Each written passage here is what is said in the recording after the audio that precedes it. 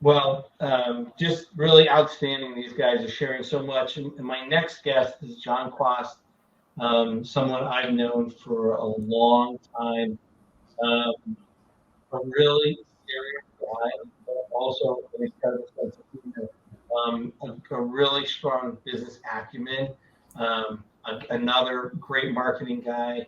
You can't miss his trucks in his market. Um, just that bright green uh, that he has. John has been in business for over 30 years. He leads a team of 20. He moved to Colorado from Michigan to support his wife's medical career path. He loves watching his son play baseball and his daughter volleyball when they were younger. He started out as a lawn care technician for a local company way back in the day. And shortly after that, he founded Mason Turf Masters.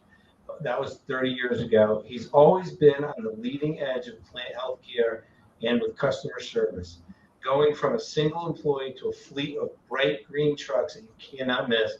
John has always been right there alongside his team, working every day to grow Mason Turf Masters.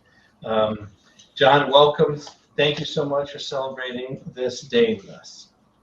Hello, and congratulations to both of you on the book launch and your new endeavor. I'm not sure why I'm here because I have not implemented Profit First, although it's been on my bucket list for a bit now. But at anywhere, I'm here to help if I can. So you have not implemented Profit First, but you have worked with Christeen on pumpkin planting. Yes. The reason that we wanted you here was because you worked with Christeen, and you initially thought, I don't need to implement Profit First. But I'm hearing now, after you read the book, now you're thinking it's kind of important to implement Profit First.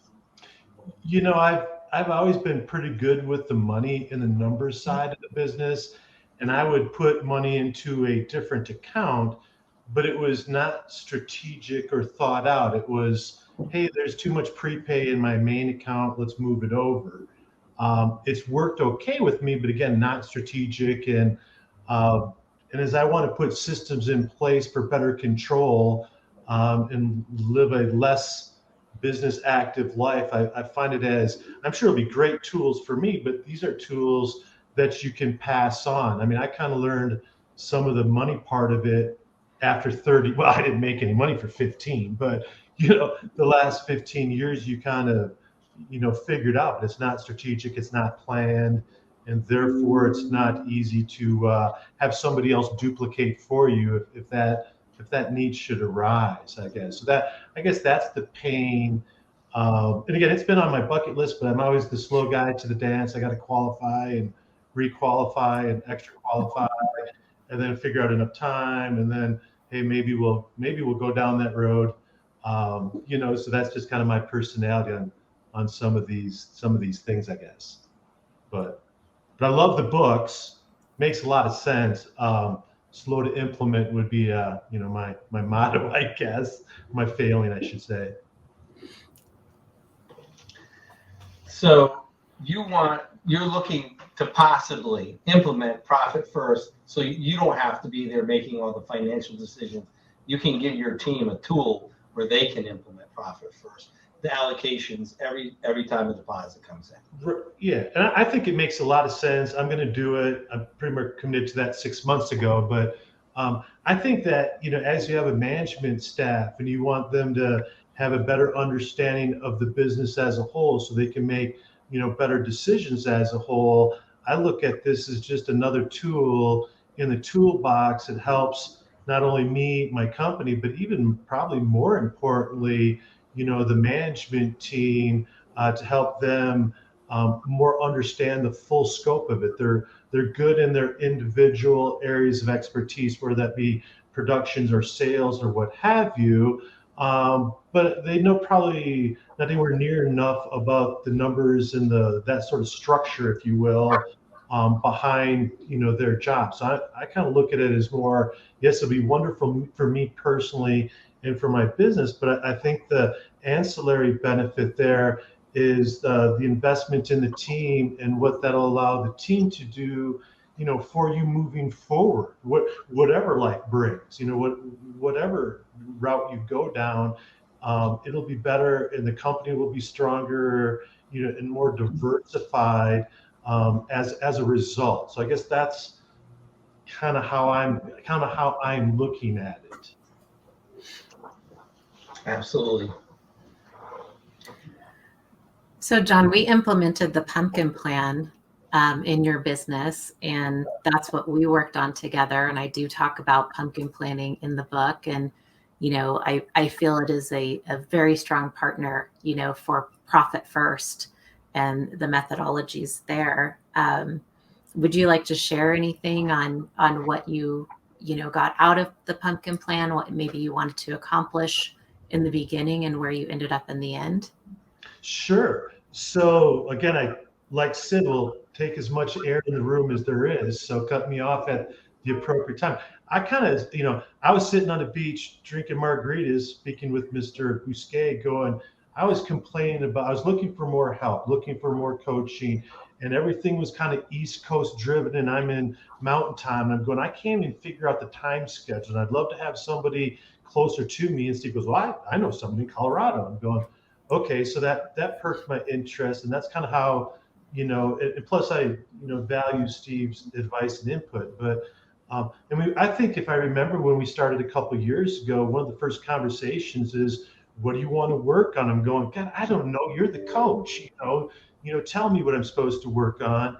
And so we started with some basic stuff. And again, it wasn't numbers driven. It was more connecting with the staff and being able to be more supportive of the staff. And how do you measure some of those things? And, I thought pumpkin planning, and if you've done Profit First and not pumpkin plan, I would encourage you to look at, pumpkin plan. Again, it's another tool. But you go through your vision story and what your goals are, and it forces you to think more outside the box. I think we're all good at our craft and understand our craft. And as a business owner, I'm not accountable to a whole lot of people. I mean, yes, my staff and my family and things of that nature, and some of my friends, but there's not a lot of people holding my feet to the fire if I don't want it to happen. So just the coaching relationship and the accountability with that process, was good. And it made me think in terms that are not comfortable for me, that are, more soft skills and things of those natures. It helps you look at you cannot be profitable if you're going to work with a bunch of bottom feeders and be the low cost provider.